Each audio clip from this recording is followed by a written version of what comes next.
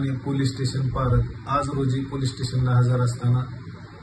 माहिती मिळाली की राजू साहेबराव नरवडे वय 32 वर्ष राहणार पिंपळगाव रेणुकाई हा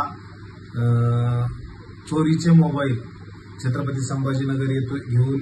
गावात विक्री करत आहे अशी माहिती मिळाल्यावरून सदर इसमास आज रोजी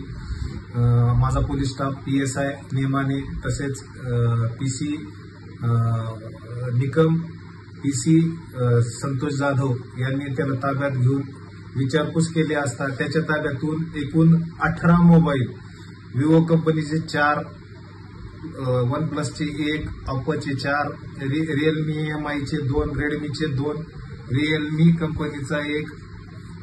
इंटेक्स कंपनीचे 1